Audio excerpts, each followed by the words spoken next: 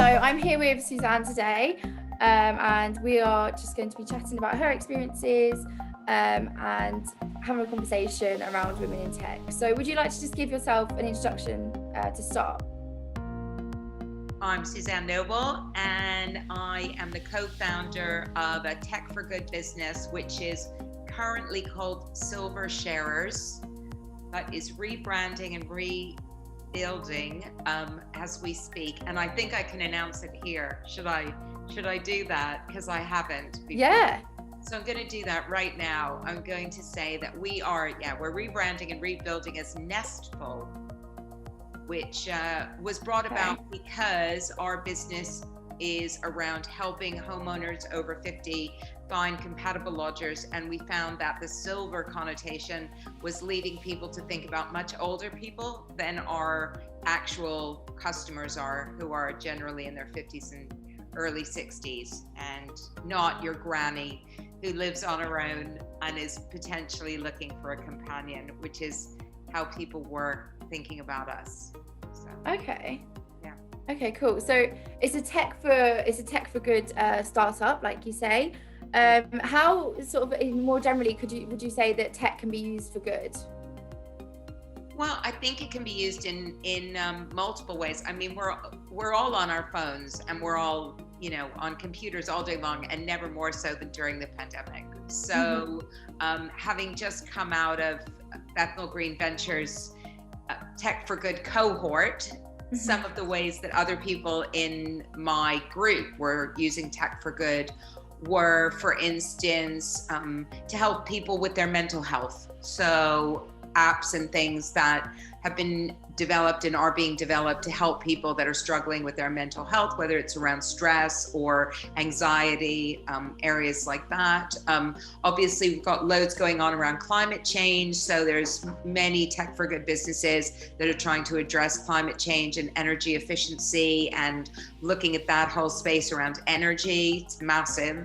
And on other levels, there was a guy in our cohort who was setting up a storage business for bicycles, looking at how transport is rapidly evolving and people are getting rid of cars and moving towards bikes. And obviously we've got problems around bikes getting stolen. So he was looking at creating like specific lockups for bikes in urban environments. And yeah, I mean, there's just so many different ways.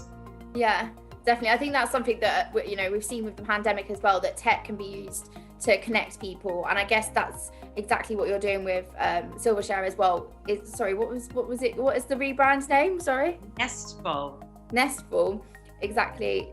Is connecting the people that really need to be connected. So alongside Nestful, as it's been rebranded, you're also running a social enterprise on the side called Advantages of Age. So would you be able to just tell us a little bit more about that, please? So Advantages of Age evolved out of a bunch of mainly women discussing how we hated how we were being represented in the media as older women and wanting to change that. But actually, over the years, we started it, it'll be 5 years next year. We started it really as a website, and then we evolved into a big Facebook group and got some Arts Council funding. But my focus over the last 3 years really has been more around helping over 50s into self-employment and entrepreneurship specifically. So we just finished delivering an 8-week e-learning course called Startup School for Seniors.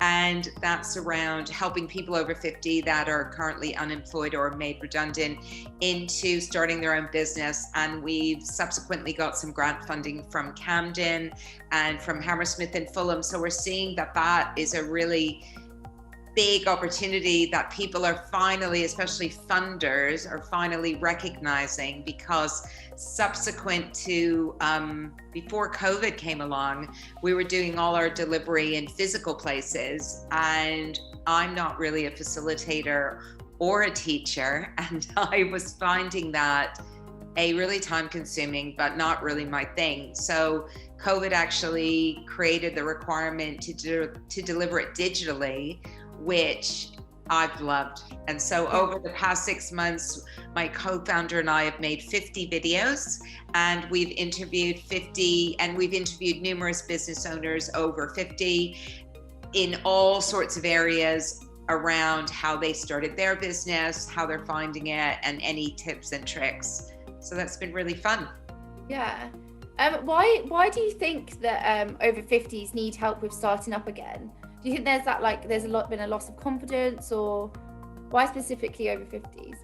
Well, just prior to the pandemic, over the past, I guess, couple of years, what we've seen happening is that as technology has replaced jobs and as many industries have shrunk, many people over 50 have lost their jobs. So that's just fact. Hundreds of thousands of people over 50 have lost their jobs.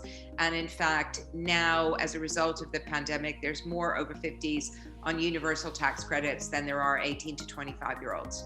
So it's a massive problem. And what we've also seen is that women, especially of my age, if they've brought up children and they've worked for less time than men, which is usual, then they have a smaller pension pot and roughly £100,000 less than a man their same age. And so women especially are struggling with with poverty. And so and the requirement when you're over 50 and you have worked for a significant period of your life and you have felt valued in your work, and you're suddenly delivered into a place where you don't have work anymore, as you said, leads people into losing their confidence, feeling like they don't have any value in the workplace anymore, and feeling disempowered and frankly ashamed. So, and they don't normally present themselves at the job centers or at places like that because they don't feel welcomed. They're surrounded mainly by young people, and they feel that there's not really something that's addressing their particular challenges, which is, how can I create value from what I've done over these years in a different way? Yeah. And a lot of them just really struggle with that. Whereas, when you're younger, well, A, you may be able to bounce back better, and just because, of your youthful energy, and B, society kind of gives you permission to fail when you're younger. Yeah. And it doesn't when you're older. It doesn't really give you that permission. Yeah, definitely. And I think it's like you mentioned there, I think it's maybe there's a little bit of alienation there, or isolation, and feeling like, you shouldn't be in this position, I guess. And it's also funny because just thinking about what you said, I think you hear this with, like, you touched on women just slightly, and you hear this with like female actors that there's that age discrimination and also the gender discrimination there, and them not getting parts as actors. But maybe naively, I kind of don't imagine that transfers into business, but perhaps it does. Yeah, I mean, being an older woman in business is very, very difficult because, well, we're not sexy anymore, which is frankly, or we're not perceived to be as sexy. And I think that's quite challenging in male-dominated workplaces to be with women who aren't potentially, I don't know, it's just, look, it's such a complex subject because on the one hand, young women face so many challenges in the workplace that are different, as a result of sometimes being young and attractive. They can, they attract unwanted attention. And obviously we've had the whole thing about Me Too, but then on the flip side, we see loads of older women just being thrown out of the workforce because they're being deemed to be slow or just not good enough or not catching up as quickly with the latest technology. Pretty much any old excuse will do, frankly. And so there's no shortage of problems and issues and challenges facing women. I was telling this to my partner just now and my co-founder as well, and they just don't really get it, but yeah. I guess if you haven't had that experience, it's kind of hard to imagine. I've spoken to women in the tech industry before, and they sort of said that when they started in junior or mid-level roles, they didn't experience any prejudice, perhaps because the like the tech industry is quite progressive in that sense. But as they began to progress in their careers, and if you look at sort of senior positions, there's not as many women in those positions. And if, like you say, there are those over 50s experienced people who have had success in their careers, why aren't there those women in the senior positions? And people have said that investors, I don't know what your experience has been like, because you've started your own startup and you run a social enterprise, with sort of investors or different people being surprised to see you in certain spaces. So interestingly enough, it works in my favor in one space and not in my favor in the other. So over the last month, Advantages of Age have had 4 grants. And in fact, last night I got an email late at night saying, potentially I've found a funder that might want to fund you for something else. I wasn't even looking. It was just somebody just found us and thought, oh, this looks interesting, I want to give them money. So on the one hand, running a social enterprise that's aimed at my age group and directly relates to my lived experience, on the social enterprise side works really well. And on the equity funding side, not so well. And it's very, very hard to raise money as a woman generally. I think the stats are something like 3% of all equity funds are raised by women. So it's a super small number, and I would suspect that most of those women are 35 and under. And recently, well, not that recently, at the start of the year, I started fundraising for silver sharers and had some interest from a Tech for Good investor, and have been having conversations with them for 10 months now, and having conversations with other investors as well, mainly in the social impact space. And it's really challenging. I mean, very, very hard. And I was discussing with my co-founder this morning actually about the reality of fundraising as an older woman, and I just said, look, it's really difficult. And he said, I just can't believe that a woman running a business that's aimed at your peers with your lived experience and your experience of being in startups and your just media profile is stopping us from raising money. I said, well, it's not really about that. It's just the way it goes. Is there any sort of main obstacles that you could pick out perhaps from your earlier career or anything like that at all? In terms of obstacles that I faced when I was younger? Yeah, or just, starting a business, being a woman in a male-dominated space, anything like that. Yeah, I mean, when it really all depends. When I was younger, I was working in PR, and obviously wasn't a tech business, and it was a very female-centric business. So I felt very welcomed in that world. And I suspect that if you're a woman and you're running a business that's aimed at women, and then clearly we're seeing more femtech kind of businesses, and we're seeing more businesses around kind of sexual pleasure and periods and all sorts of things like that. We're seeing more stuff like that.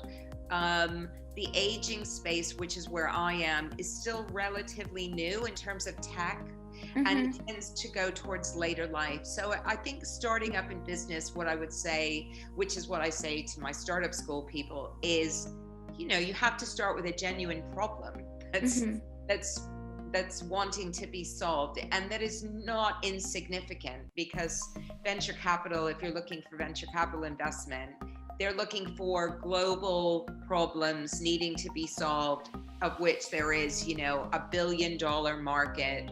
So if you're looking at anything that's smaller than that, or you can't see that far ahead, you can't see, then generally you're probably not looking at a venture capital business. You're looking at a smaller, what might need a different kind of funding. So that's one of the things that I'm seeing at the moment, is that, potentially one of the issues that I'm having is that I'm going to the wrong kinds of investors. Yeah. These are ones that are looking for the next unicorn, and I can't see that far ahead, really. Not that I don't think that there is one, but I'm still so early stage. I'm just kind of like, I just need to get to the next bit. I know that I can see, it's great. And men are better at that. Let's face it. I think one of the things that was highlighted about women is when they go into an interview, they have to feel that they know 80% of the work. Yeah. That men have to know like 10, something like that. Yeah, that's such a key statistic that's stuck in my head so much, because I was like, it's so true.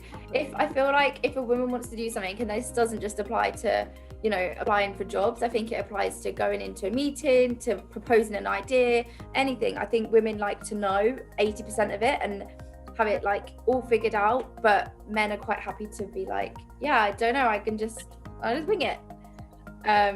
Yeah, such a big difference. Completely, and I'm sure it's part of the thing that holds back women from getting the kind of funding that men get. It's just not being able to articulate or feel confident enough about putting that out there when they really don't know.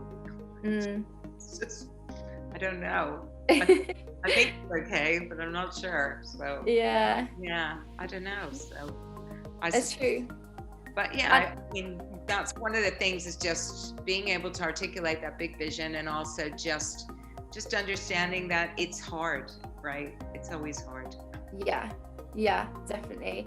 And you touched on it there as well, and I think you're so right, that in tech there is more focused on later life, not so much, and people are also for like motherhood and childcare and things like that. There isn't really that sort of in between that age bracket.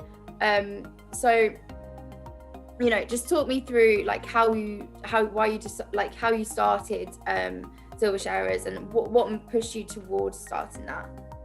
Well, it actually sprung out of my own lived experience. Like many people my age, I had a room on Airbnb, and I had two actually, because I had two kids and they moved out. And then I was changing the sheets every day, every other day. And after a few years of that, saw a few things. One was that Airbnb had changed in terms of the kind of people it was attracting. In the early days, it was all quite adventurous, and people used to rock up, and we used to have good chats over coffee. And the longer that the business, grew, the more it grew, I saw that people were just using it as a stopover. Sometimes I didn't even see them. And so for me, it wasn't working so well. And I met, through a friend of a friend, a guy who said he wanted to move in. He was looking for a place. And I thought, oh God, okay, am I going to do this? And he moved in with me. He was 53 years old, and suddenly with an ed tech business. And suddenly I found myself living with another startup guy in his 50s, and thought, actually, this is kind of fun. We were kind of, it's kind of fun. And being flatmates at this age, and having a glass of wine, cooking dinner, eating lunch together, all of that. He was working from the kitchen table as well, so it was we got to know each other very well. And then my partner was living, we hadn't known each other that long. He was living outside London, and he wanted to move closer into town, and at the same time his business folded, and his credit rating was non-existent. So he went to the letting agencies, and they just said, look, forget about it. There's no way we're going to rent you a property. You've no credit rating. You've no rental history. Forget it. It's not happening. So I said to him, well, okay, let's try and find you somewhere like what I've got. Let's try and find you somewhere with some people that you can live with in your age bracket, Yeah. and let's see how that goes. And we went on the usual suspects to find a place like that, and it was super depressing. Most people were looking for people in their 20s, and it wasn't and I'm scrolling, I'm trolling through all of this, and it was really, really difficult. And eventually I found him a place up the road, and then I started thinking, okay, clearly we can't be the only people that are living like this. So I put out the word to my Advantages of Age group. Is anybody else living with people their own age, or younger people, or just in this shared way outside of your family? And it turned out a lot were. And so I spent 6 months with a researcher, an anthropologist, doing market research, really doing a deep dive into what are the circumstances that lead people to living in this way, and discovered that, like my partner, you get into debt, or you've gotten divorced, or you've suddenly been chucked out by your partner, or someone's died.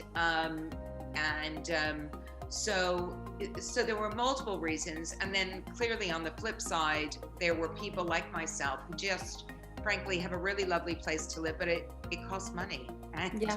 And I have rates and rent, and I have all sorts of stuff, and having somebody live with me was going to help me with the bills, and also, as I discovered, find a new friend. So I was very, very lucky. I was introduced to a guy who had a student accommodation business, and he was finding that really hard, very saturated market, and came from a property background. And so he said, look, let's work together on this and see where we get to. And so that was September 2019. So yeah, we've had some funding from Bethnal Green Ventures, and we've got thousands of people on our database, and everything's it's moving along. So yeah, that's how it's happened, really. No, it's really lovely. And I think, it's so nice that you say, you can have that sort of friendship as well. And I think that's really, really lovely. And I think why not as well? Like you say, if you have, children that have moved out, or for whatever reason, why not have a house share? And it's not something I think that people typically think of about that age group, but why not? And I think, starting what you're starting will be, it's really helpful, because I can imagine, looking for a house share at any age is quite daunting, really. You've got that worry of like, am I going to get on with this person? Am I going to be able to live with them? So yeah, I think it's great what you've done. Yeah, and honestly, what we're seeing with young people is that as they're being priced out of the housing market, that they call young people like generation rent, right? Because most young people are renting. But actually, if you look statistically at what's happening in the future, they say that by 2014, 1 in 3 people over 60 is going to be renting. So, if you look 20 years ahead, this move into and migration into people renting forever is definitely becoming a thing. And the more we can just get on board with how to make that circumstance and situation as positive an experience as possible for everybody in it, the better. And I still think no one's quite done that at any age group, because as you say, it's a bit of a punt, right? As a young person, you walk into a shared house, somebody interviews you and 10 other people, and then you think, I don't even know if I like you. I'm being interviewed here, but who's interviewing who? Because frankly, I've got to live with you. So it's not a one-way thing where we've both got to get on with each other. Yeah, definitely. And finally, you describe yourself as a serial entrepreneur. So if you could sort of just explain why you choose that, and also one little bit of advice for just sort of going for it, I guess. Yeah, so when I haven't been employed by anyone since I was 27. My first business was I created a TV production company. I was working in video production, and I produced a series for Channel 4 about astrology with my mates, and that was our first thing. And then I went from there to starting up a PR agency with my then husband, which I ran for a considerable period of time. And then I went freelance. I had a baby sling business that I sold to a client when I couldn't find one I liked. And I copied one that I found in the States and modified it, and then ended up selling that here. And then made a couple of sex education videos for adults, which was a failed business, but fun. Yeah. Not personally, but just fun, just generally. Yeah. And then I had a tech startup, which is still going, called Frugal, which bizarrely is actually starting to make money, even though I do absolutely nothing with it, which is an aggregator of daily deals. So we aggregate deals from Groupon and Voucher and Living Social and places like that. And that's on a website. And in fact, I was going to say, I've heard of Frugal. Definitely heard of Frugal. Yeah, in fact, loads of people, my co-founder and I, we looked at our bank account the other day and there was like quite a significant amount of money in it. And we went, what's happened to Frugal? And I said, well, clearly lockdown has benefited Frugal. Yeah. How long ago did you start Frugal? 2014. Oh, wow. Okay. So a while ago, a good while ago. But I mean, I stopped working on it like 2 years ago, but we kept it going. Yeah. Just putting little bits of money. We got it to a stage where it was just completely automated, and it was just all automated. And we thought, enough people know about this, let's just leave it. And we did. And now during lockdown, it's starting to make money. So actually we're going to spend a little bit of time on Frugal and fix it up in the new year. Yeah, definitely. Yeah, it's just crazy. You just never know. We call ourselves the cockroach of the tech world. Sort of hanging on. Yeah, so then I had Frugal, and then and then I started Silver Shares. So that's Advantages Age, Silver Shares. Well, they're all kind of combined. The 50 stuff, I kind of lumped them all together because one feeds into another, you know. Yeah, that's really cool. Well, unless you have anything else to sort of share, thank you so much for talking to us today. It's been really great chatting to you. I'm really interested to find out about silver sharers or nesting. Nestful, sorry. I keep getting it wrong. The last minute change just threw me off. The nestful. Yeah, it's really, really great to hear, and great to hear about your experiences too as a woman and creating so many startups and successful businesses as well. Well, all I would say is, just don't be afraid. You know, I do have one more thing to say. I've got our next cohort of Startup School for Seniors is starting in January, and we are looking, it's free for people living in Camden or Hammersmith and Fulham, but we're taking others as well. And we are always looking for people our age who, and this one actually, you don't have to be our age, you can be a bit younger as well, who want to come along and learn about starting their own business. So yeah, join us. Cool. It's academy.advantagesofage.com. Cool. Thank you.